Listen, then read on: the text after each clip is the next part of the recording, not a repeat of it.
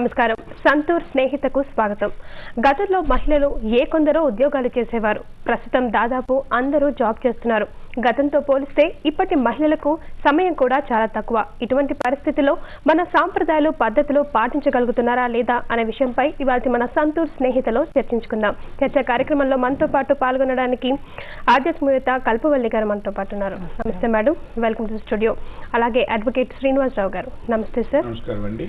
సామాజిక విశ్లేషకులు దేవి గారు మనతో పాటు ఉన్నారు. నమస్తే మేడం, వెల్కమ్ టు స్టూడియో. అసలు సంస్కృతి సాంప్రదాయాలు అంటే ఏమనుకోవాలి ఇప్పటి మహిళలు? ముందుగా అలా స్టార్ట్ చేద్దాం మేడం.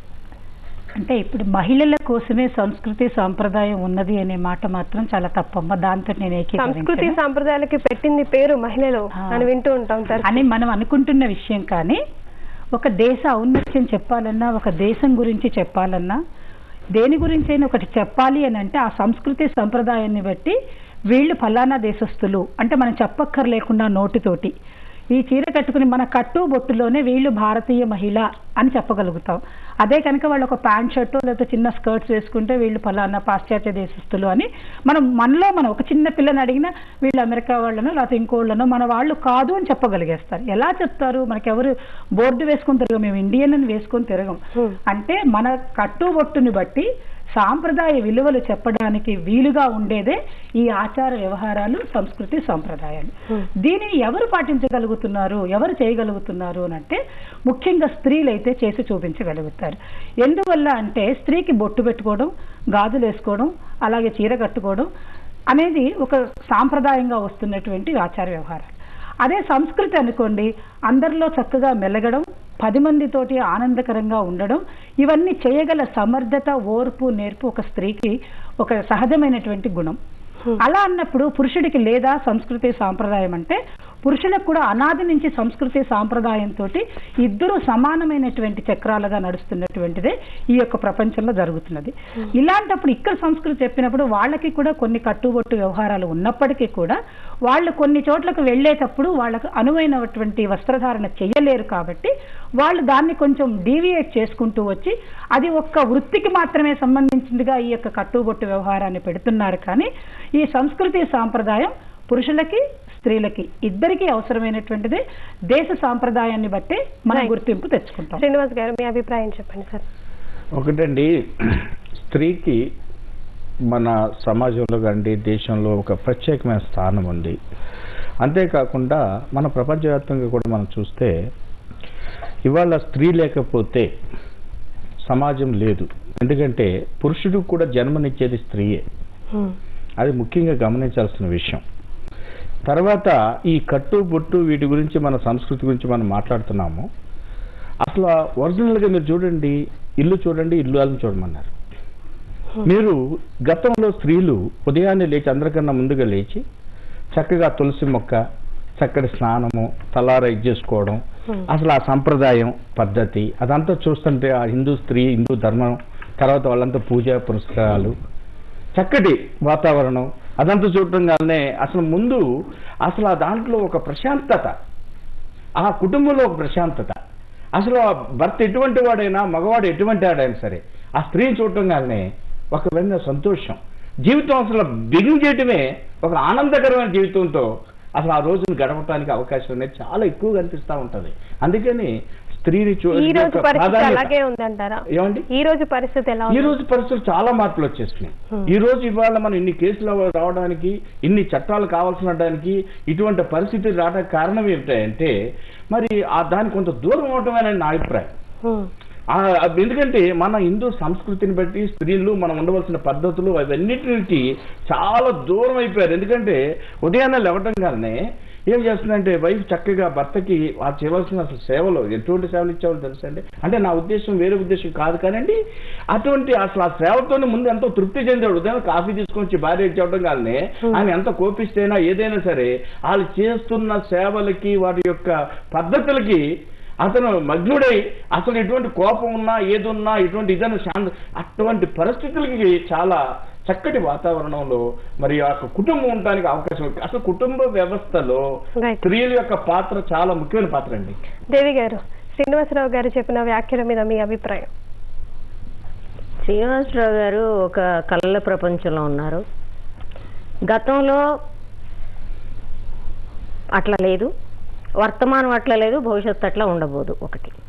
రెండో, సాంప్రదాయం గురించి మాట్లాడితే ఆయన హిందూ సాంప్రదాయాన్ని చాలా స్పష్టంగా చెప్పారు. నేను అసలు మొదటి ప్రశ్న అడుగుతుంది ఏమిటంటే, సాంప్రదాయం అంటే ఏమిటి, అది ఎట్లా పుడుతుంది, దాని కొనసాగింపు ఎట్లా ఉంటుంది? భారతదేశంలో ఒకటే సాంప్రదాయం ఉందా? ఇప్పుడు చీర కట్టుబొట్టు అన్నారు, కాశ్మీర్కి చీర కట్టుబొట్టు లేదు, గుజరాత్కి చీర కట్టుబొట్టు లేదు, నార్త్ ఈస్ట్ ఏ స్టేట్కి లేదు, కేరళకి లేదు. ఇట్లా చెప్పుకుంటూ పోతే వరుసగా ఎవరికి కట్టుబొట్లు అనేవి భారతదేశంలో అనేక సాంప్రదాయాలు ఉన్నాయి. ఆంధ్రప్రదేశ్లో అందరికీ చీర సాంప్రదాయమా? కాదు. ట్రైబల్స్కి రకరకాల డ్రెస్సులు ఉన్నాయి. సో మనం దీన్ని ఒక మనాటనస్గా ఇది ఒక సాంప్రదాయం అనేది అందరికీ మోసపోసి ఒకటే ఉందనుకోవడం మొదటి తప్పు. కాదు, అట్లా లేదు. మీ దృష్టిలో అసలు సంస్కృతి సాంప్రదాయం ఎలా ఉండాలి? సాంప్రదాయం అనేది అది కొన్ని శతాబ్దాల పాటు లేకపోతే కొన్ని సంవత్సరాల పాటు కదలకుండా ఉండే వ్యవహారం కాదు.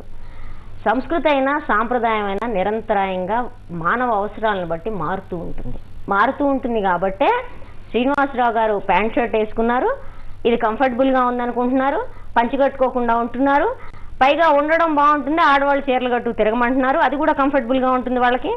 కాబట్టి సంస్కృతి సాంప్రదాయాలు అనేవి మనం మార్చుకుంటూ పోయే అంశాలు తప్ప కాంక్రీట్గా మోసపోసి కదలకుండా ఉండే సాంప్రదాయాలు అంటూ ప్రపంచంలో ఏమీ లేవు, ఎవరికీ లేవు. ఒకటి. రెండోది, కట్టు బొట్టు అనేది ఇప్పుడు చిన్న ఉదాహరణ చెప్తాను మీకు. మనకి అరకు ట్రైబల్ ప్రాంతంలో ఇప్పుడు జాకెట్లు వేసుకోవడం నెమ్మదిగా మొదలు పెడుతున్నారు. అంతకుముందు లేదు. మన లంబాడీ స్త్రీలు ఉన్నారు, ఇప్పుడు వాళ్ళు చీరలు కట్టుకోవడం మొదలు పెడుతున్నారు. గతంలో లేదు. అంటే వాళ్ళ సాంప్రదాయం వదులుకోవద్దని వదులుకోమని చెబుతామా? అంటే మనం మెజారిటీగా ఉన్నంత మాత్రాన మనదే కరెక్ట్ అనుకోవడం సరైంది కాదు. భారతదేశంలో 4000 కులాలు, ఉపకులాలు, కొన్ని వేల మతాలు, సంస్కృతులు, సాంప్రదాయాలు ఉన్నప్పుడు ఒక హిందూ ధర్మం మాత్రమే, కట్టుబొట్టు మాత్రమే సర్వస్వం అనేది సరైంది అభిప్రాయం కాదు. దాన్ని అందరి నెత్తిని రుద్దొద్దు. పొద్దున్నే లేచి కాళ్ళకు దండం పెట్టి తులసికోట చుట్టూ తిరిగే ఓపిక తీరిక ఈ దేశంలో 70% మంది పనిచేసే అసంఘటిత రంగంలో పొలాల్లో పనిచేసే ఆడవాళ్ళకి గత 1000 ఏళ్ల కాలం లేదు, ఇంకో 1000 ఏళ్ల కాలానికి రాదు. ఆయన చెప్పేది ఒక మిడిల్ క్లాస్ కళ.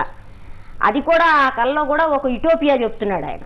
ఒకటి. రెండోది, ఇవాళ ఆడవాళ్ళకు ఉందా లేదా? ఏమంటే ఇవాళ ఆడవాళ్ళకి బస్సుల్లో పరిగెత్తి లేకపోతే సంసారం నడవని పరిస్థితి. వాళ్ళేమో సాంప్రదాయం కాదనుకుందాం, చీర అట్లాంటి పట్టు చీర కట్టుకుంటే నాకు కూడా బాగానే ఉంటుంది, చాలా అందంగా ఉంటుంది, బోల్డ్ డబ్బులు కూడాను. కానీ విషయం ఏంటంటే ఏది టైం ఏది? ఇప్పుడు నేను కూడా సంపాదిస్తే కానీ నా సంసారం నడవదు. సంపాదించాలా? జీవితంలో వేగం పెరిగింది, అవసరాలు పెరిగినాయి. ఇవాళ కుటుంబంలో మగవాళ్లే అంటున్నారు. మీరు మాట్లాడండి, తర్వాత నేను మాట్లాడుతున్నాను కదా. కాబట్టి రెండోది, బొట్టు అంటారు. బొట్టు కూడా పెట్టుకోవాలనే కంపల్షన్ ఏం లేదు. బొట్టు అనేది అందరికీ కంపల్సరీ అనే విషయం కాదు. భారతదేశంలో కూడా రకరకాల మతాలు ఉన్నాయి, రకరకాల మతాల వాళ్ళందరూ పెట్టుకుంటారా? కాబట్టి దీన్ని ఒక మోసపోసిన వ్యవహారంగా మాట్లాడడం సరైంది కాదు. మాట్లాడాల్సిన విషయం ఏంటంటే, సాంప్రదాయంలో ఏ మార్పులు వచ్చినాయి, ఈ వచ్చిన మార్పులు కొత్త సాంప్రదాయాలు, ఆ కొత్త సాంప్రదాయాలు కూడా మంచి సాంప్రదాయాలు నెలకొల్పడానికి వెళుతున్నాయా లేదా, మనం అంటి పెట్టుకొని వదలకుండా మూర్ఖించి కూర్చున్న పాత సాంప్రదాయాలు ఆధునిక జీవన విధానానికి సరిపడుతున్నాయా లేదా, సరిపడకపోతే పాత వాటిల్లో ఏది మనం అట్టి పెట్టుకోగలము, వేటిని మనం పక్కకు పెట్టుకోగలము అనే విషయం చర్చించడం ఉపయోగంగా ఉంటుంది. రైట్. మీరేమన్నా చెప్తారా దానికి కల్పవల్లి గారు? ఇప్పుడు సంస్కృతి సాంప్రదాయం అనేది అసలు డెఫినేషన్ ఏంటి అనే దాని గురించి ఫస్ట్ చర్చ మనం స్టార్ట్ చేసాం. ఇప్పుడు దేవి గారు అన్నట్టు ఆధునిక సాంప్రదాయాలు అని వచ్చినప్పుడు ఏమవుతుందని అంటే, చీర కట్టుకోవడమా లేకపోతే ప్యాంటు షర్ట్ వేసుకోవడం అనేది కాదు, ఉద్యోగాలు చేసేవాళ్ళు ఎవరికి అనుగుణంగా వాళ్ళు వేసుకెళ్తారు. ఇప్పుడు మేము ఎంత చదువుకున్నా లేకపోతే మేము ఎంత కోటీశ్వర్లమైనా ఏదైనా ఒక అడ్వకేట్ అంటే మేము అక్కడ పోయి బ్లాక్ కోట్ వేసుకోవాల్సిందే, గౌన్ వేసుకుని వెళ్ళవలసిందే. పోలీస్ డిపార్ట్మెంట్కి వెళ్తే పోలీసు డ్రెస్ వేసుకుని వెళ్ళవలసిందే. అంటే ఒక డ్రెస్ కోడ్ అనేది అన్ని చోట్ల అన్ని రంగాలలో ఉంటుంది. ఓ టీచర్ అంటే వాళ్ళకి కొన్ని స్కూల్స్లో వాళ్ళు షర్ట్ ప్యాంట్ వేసుకోవచ్చు. ఇంగ్లీష్ మాంటిసోరీ స్కూల్స్లో అంటే వాళ్ళు చిన్న చిన్న ప్యాంట్స్ లేకపోతే స్కర్ట్స్ లాగా మినీ స్కర్ట్స్ వేసుకుని స్కూల్స్ కూడా కొన్ని ఉన్నాయి. కానీ అంత మాత్రం చేత టీచర్ ఇలాగే ఉండాలి, ఇలా ఉండకూడదని చెప్పట్లా. సాంప్రదాయం ఎందుకు చెప్తుంది అంటే ఒక ధర్మనిరతిని, ఒక డిసిప్లిన్ ఉండడానికి కోసం అనమాట. టీచర్గా వెళ్ళినప్పుడు టీచర్కి దండం పెట్టేటట్టుగా టీచర్ ఉన్నది అంటే పిల్లలందరూ బాగుంటారు కాబట్టి టీచర్ని చక్కగా సాంప్రదాయ దుస్తులతో వెళ్ళమ్మా అని చెప్తున్నారు. అదే చుడిదార్తో అయినా వెళ్ళు, ఎవరు వద్దంటారులే. కానీ అసభ్యకరమైనటువంటి దుస్తులను వేసుకుని ఇదే నా సంస్కృతి, నా సాంప్రదాయం, దీనికి ఎక్కడా మూసలేదు అనే మాట అనడం కన్నా కూడా మనం ఎక్కడైతే ఉంటున్నామో మన ధర్మనిరతిని కాపాడుకునేటట్టు ఉండాలి. ఆడవాళ్ళు ఎందుకు బట్టలు ఫుల్గా వేసుకోవాలి అని అంటే ఓ సిగ్గు, ఓ లజ్జ అనేది మనలోనే మనకి ఇన్బిల్ట్ అయ్యి ఉంటుంది. ఎన్ని మనం స్టేజ్లు ఎక్కి మాట్లాడినా మనం బట్టలు ఇప్పుకొని రోడ్డు మీద అయితే నిలబడలేము. కాబట్టి ఎలా ఉండాలి అని అంటే మనకు ఉన్న దానిలోనే మనం వేసుకోవాలి. ఇవాళ నేను 10 రూపాయలు సంపాదించాను, 10 రూపాయలు తగ్గట్టుగా ఉండే బట్టలు వేసుకోవాలి. కానీ ఆ బట్టలు ఎలా ఉండాలంటే శరీర సౌష్ఠవాన్ని కాపాడుకుంటూ, అంటే దీన్నే మన సంస్కృతి అని అంటాం అన్నమాట. అంత మాత్రం చేత వాళ్ళకి 100 రూపాయలు ఉన్నాయో, వాళ్ళు కోటీశ్వర్ల, వాళ్ళు పట్టు చీర కట్టుకుంటున్నారా కట్టుకోవట్లేదు అనేది కాదు. ఎవరి సులభమైన పద్ధతిలో వాళ్ళు ఉండొచ్చు. వాళ్ళ ఆధునిక సాంప్రదాయం మాట్లాడేటప్పుడు మనం వాళ్ళ యొక్క స్టాటస్ గురించి మాట్లాడటంలా. స్టాటస్ వేరు, సాంప్రదాయం వేరు. కాబట్టి సాంప్రదాయమైనటువంటి దుస్తులలో మీరు ఉండాలంటే కాటన్ చీరైనా కట్టుకోండి, కాటన్ డ్రెస్లైనా వేసుకోండి. ఇప్పుడు మేడం వేసుకున్న కాటన్ డ్రెస్ అయినా వేసుకోవచ్చు. కానీ ఎలా ఉండాలి అని అంటే మనం 10 మందిలోకి వెళ్తే ఒక చక్కగా కాపాడుకునేటట్టు ఉండాలి. ఒక ఆడవాళ్ళు అనగానే ఇలా ఉన్నారు, మగవాళ్ళు అంటే ఇలా ఉన్నారు. పంచలు కట్టుకుని వెళ్ళినంత మాత్రాన ఆ మగవాడు మంచివాడని, చీర కట్టుకుని వెళ్ళిన ఆడవాళ్ళందరూ మంచివాళ్ళని ఎవరు ఎక్కడ ఏ శాస్త్రంలో చెప్పలేదు. కానీ మనం చెప్పేటప్పుడు ఎలా ఉండాలి అంటే సంస్కృతి సాంప్రదాయాలతోటి ఉంటే, ధర్మనిరతితోటి ఒక నైతిక విలువలను పాటిస్తూ క్రమశిక్షణతోటి జీవనం సాగించగలుగుతారు అనే దృష్టితోటి మనం ఈ సాంప్రదాయం అనే మాటను మాట్లాడుకోగలుగుతాం. రైట్ సార్, ఇందాక మీరే డిస్క్రిప్షన్ చెప్పారు గతంలో. సంప్రదాయం అనే మాట చాలా డెప్త్ అయిన సబ్జెక్ట్ అమ్మా. ఒక్క మాటలో నేను చెప్తాను. ఇవాళ మీరు ముగ్గురు ఉన్నారు. మీరు మీ జుట్టు చూడండి, నా జుట్టు చూడండి. మీరు స్త్రీగా కనపడాలని మీ జుట్టు పెద్దది పెట్టుకున్నారు. కొంతమంది ఏమో వెళ్ళిపోయిన తర్వాత ఒకళ్ళేమో జడేసుకుంటారు, లేకపోతే ఒకళ్ళేమో ఇది పిండి పెట్టుకుంటారు. ఏదైనా నేను స్త్రీని అని చెప్పటం. నేను హాఫ్ ఆఫ్ ది వరల్డ్ తిరిగి వచ్చాను. అక్కడ అట్లా లేదు. అసలు ఆడమగ తేడా తెలియదు. వీళ్ళు స్త్రీల పురుషులు అనేది అక్కడ దగ్గరికి వచ్చేంత వరకు వాళ్ళు ప్యాంట్ వేసుకుంటారు, వీళ్ళు ప్యాంట్ వేసుకుంటారు, వీళ్ళు చేసుకునే వాళ్ళకి మరి జీన్స్ వేసుకొని తిరుగుతూ ఉంటారు.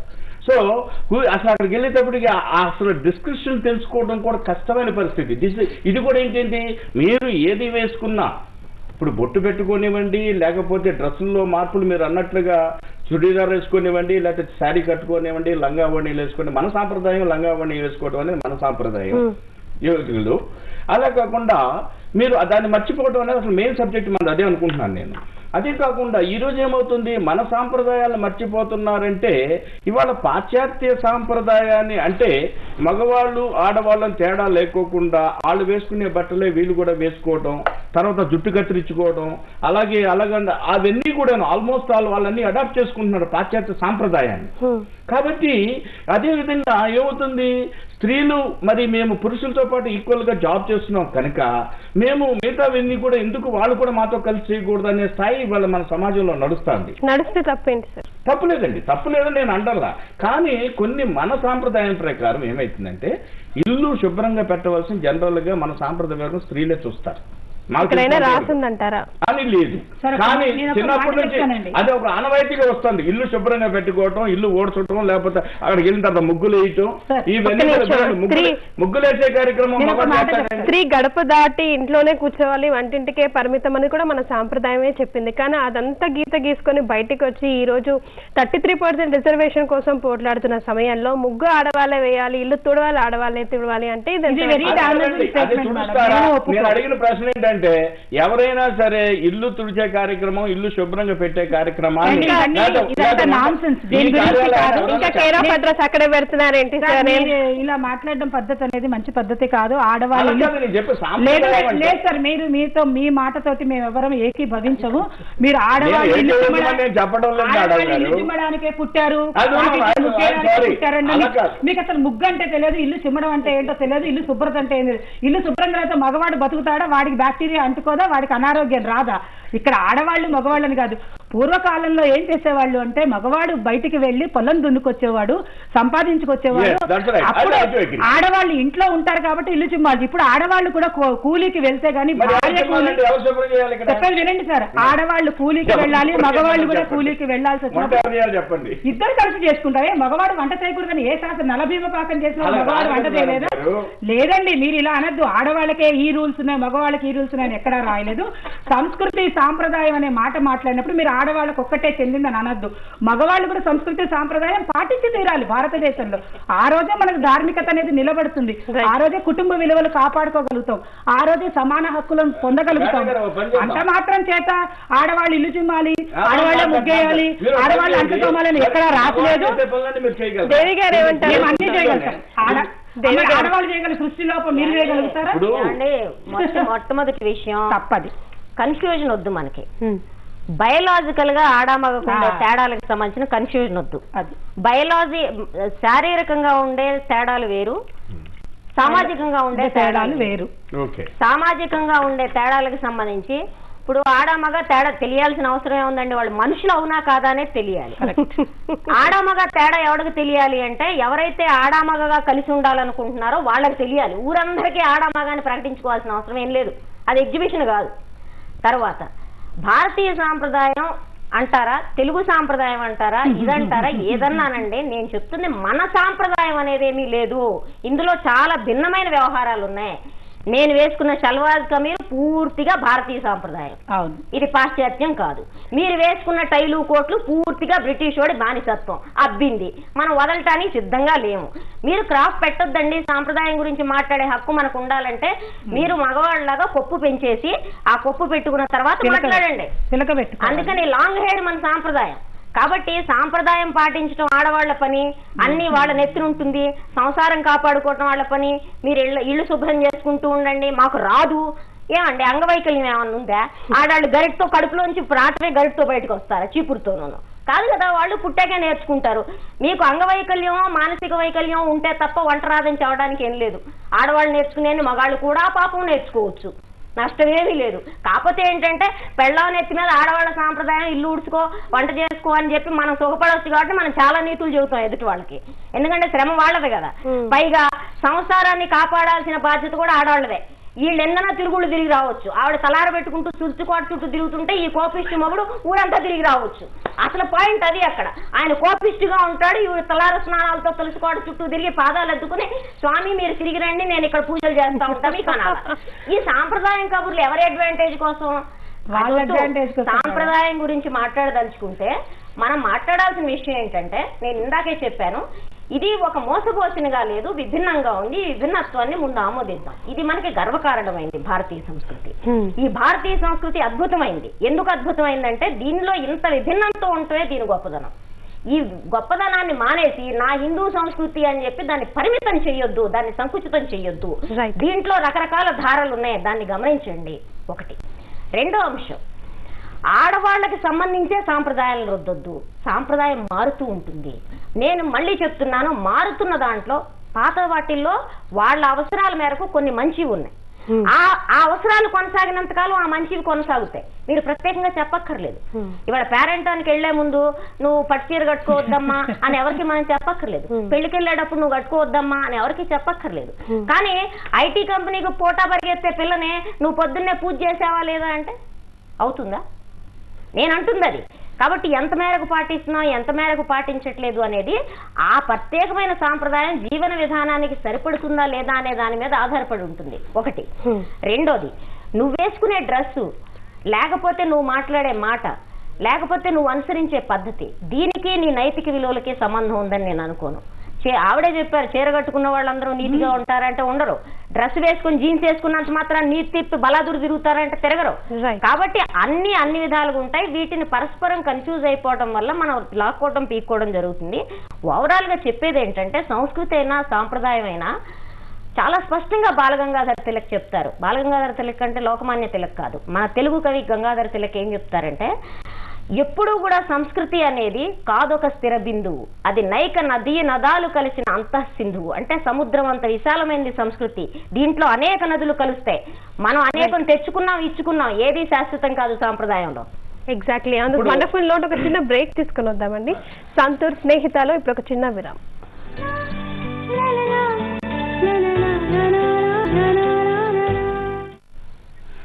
సంతూర్ స్నేహితకి తిరిగి స్వాగతం. సార్, ఇప్పుడు దాకా జరిగిన చర్చలో మీ అభిప్రాయం చెప్పండి.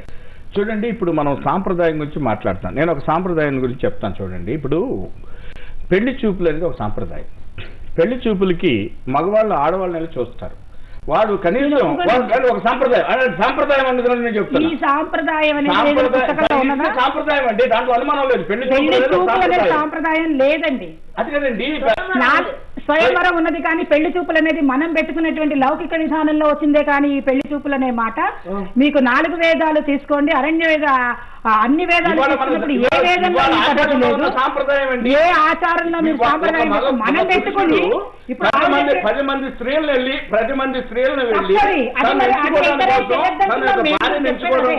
అది సాంప్రదాయం కాదు. అది సాంప్రదాయం కాదు. సాంప్రదాయం ఏమంటారు దానికి? దాన్ని నిర్వచనం చెప్పమని మేడం. ఇప్పుడు మీరు పెళ్లి చూపులు అనే మాటను సాంప్రదాయం కాబట్టి నేను పోయి 100 మందిని చూస్తాను అనే మాట లేదండి. ఆ రోజుల్లో స్వయంవరం అనేది పెట్టారు. ఎందుకు పెట్టారు చెప్తా. స్వయంవరం గురించి చెప్తాను మీకు. స్వయంవరంలో కూడా ఏంటంటే రాముడి కాలం నాటి తీసుకున్నా కూడా ఈ బాణాన్ని ఎవరు విల్లు విరుస్తారో వాళ్ళకే వస్తుందని అంటే అర్థం ఏంటంటే మగవాడికి ఏం సామర్థ్యత ఉందని ఈ అమ్మాయిని తీసుకుని వెళ్ళడానికి రెడీగా ఉన్నాడు. ఒకటే రకమైనటువంటి హ్యూమన్ బీయింగ్ అయినప్పుడు నేను గొప్ప నువ్వు తక్కువ అని కాదు, నీ గొప్పతనం కూడా చూపిస్తే అప్పటికి కానీ ఈ అమ్మాయి రాదు అని చెప్పడానికి, అమ్మాయి గొప్పతనం చెప్పడానికి అక్కడ ఈ స్వయంవరం అనేది పెట్టారు. కానీ ఏదో పెళ్లి చూపులకు 100 మంది పెళ్లి చూపులు చూసేసి ఈ అమ్మాయి కాదు ఈ అమ్మాయి కాదు ఎలా తెలుస్తుందండి వీళ్ళకి పెళ్లి చూపుల్లో ఈ అమ్మాయి కాదు ఈ అమ్మాయి కాదు ఈ అమ్మాయి కాదు చెప్పడానికి కట్టాని అలాంటి పిచ్చి పిచ్చి సాంప్రదాయం ఇవన్నీ సాంప్రదాయాలు కాదు. ఈ సాంప్రదాయాలను తీసుకొచ్చి ఆడవాళ్ళని దయచేసి చిన్న చూపు చూడద్దు. మహిళలని అది కాదు. మీరు ఇంకొక మాట చెప్పండి, ఆ మాట కాకుండా ఇంకో ఎగ్జాంపుల్ చెప్పండి. అట్లా కాదండి, మీరు పెళ్లి చూపులు అనేది సంప్రదాయం కాదు. విషయం చెప్తానండి. నేను అసలు యాక్చువల్ గా పెళ్లి చూపులు అనే సాంప్రదాయానికి ఆమె ఎగ్నెస్ట్ పర్సనల్ గా. వాస్తవానికంటే నాకు తెలిసినంత వరకు స్త్రీలే పురుషుడిని ఎంచుకున్నవి అనేక కుటుంబాలు మంచిగా ఉన్నాయి, చాలా ఉన్నాయి నాకు తెలిసినంత వరకు.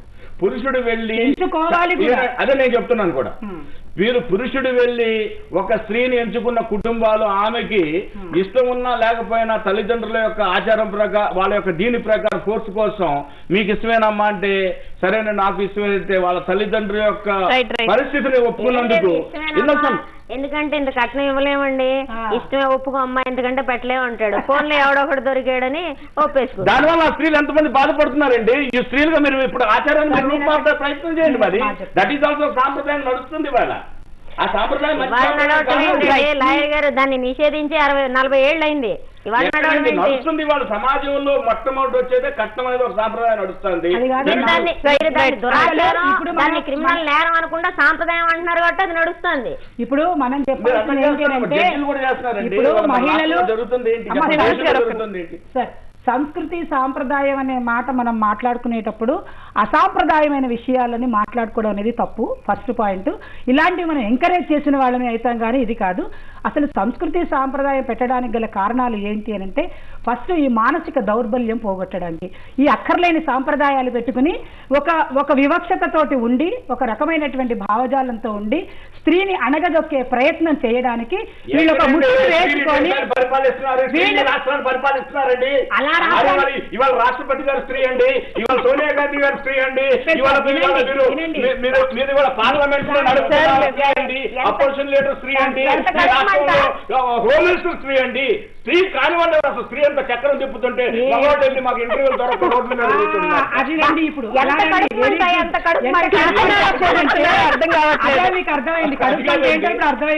రాష్ట్రాన్ని దేశాన్ని పరిపాలిస్తుంది స్త్రీలండి. నమస్కారం చేస్తున్నాం, మేము గౌరవిస్తున్నాం. నాకు తిడుతున్నారా పొగుడుతున్నారా అర్థం కావట్లేదు. ఒక్క నిమిషం, మీరు తిడుతున్నారా పొగుడుతున్నారా అర్థం కావట్లేదు.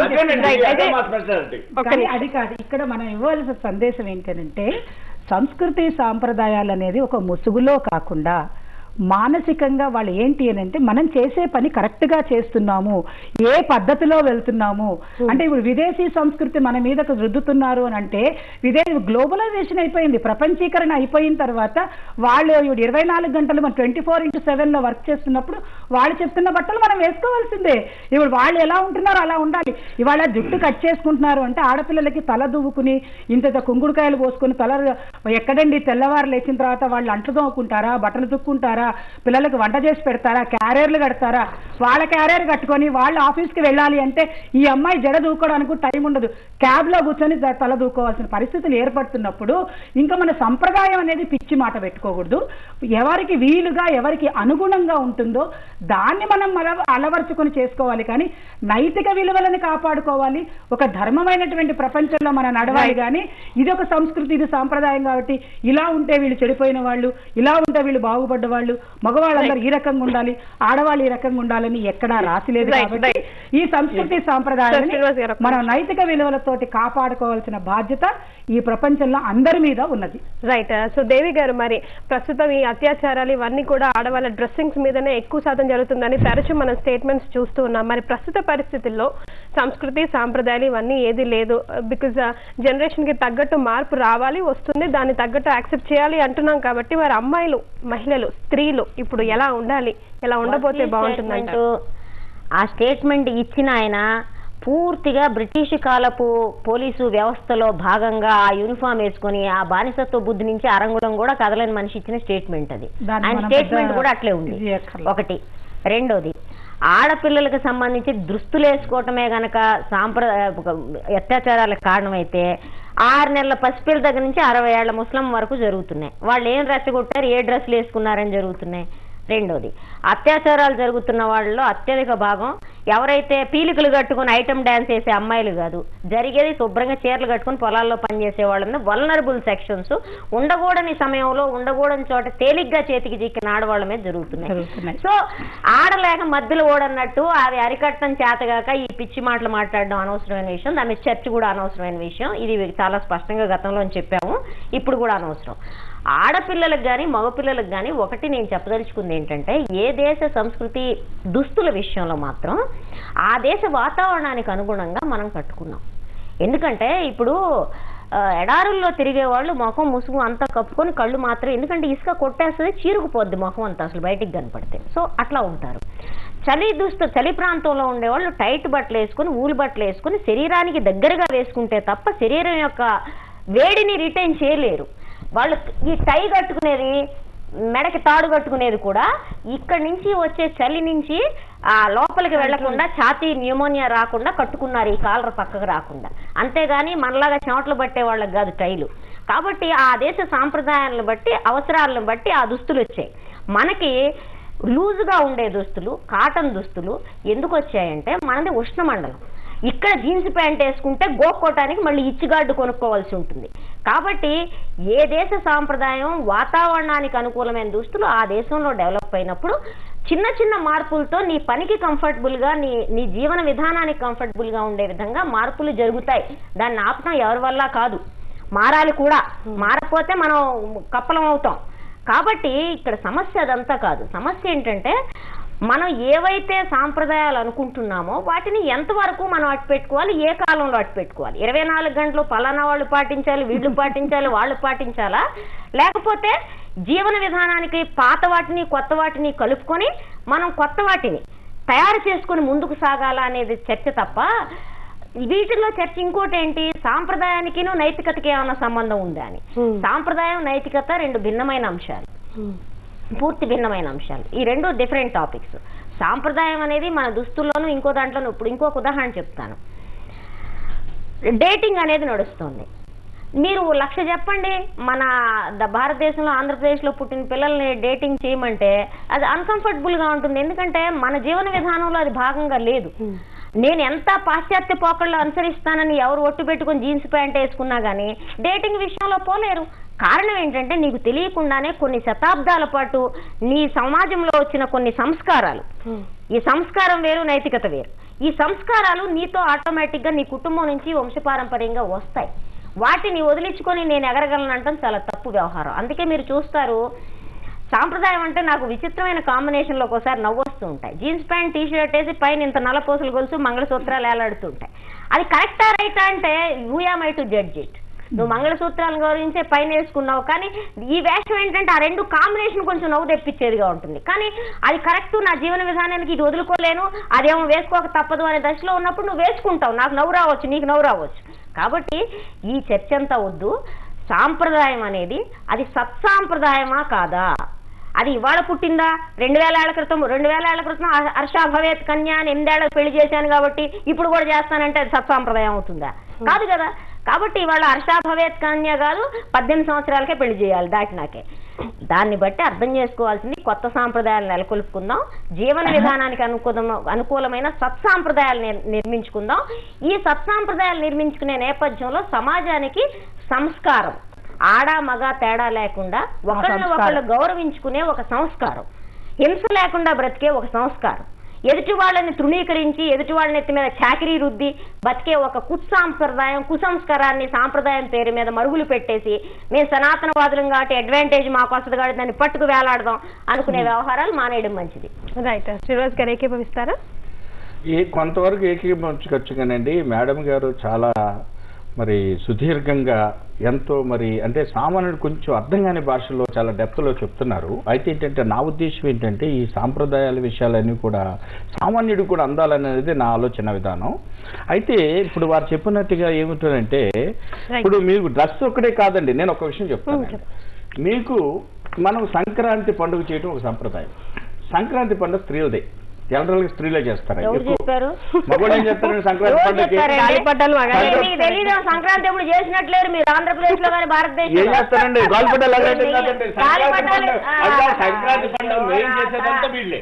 ఎవరు చెప్పారండి బాబు మీకు? ఎత్తులు గడగటం ఉంటుంది, ఎత్తులకు రంగులు వేయటం ఉంటుంది, కనుమ ముగ్గులేయటం అట్లా కదండి. తలారా స్నానం తప్ప ఇంకేం దొరకలేదు మీకు.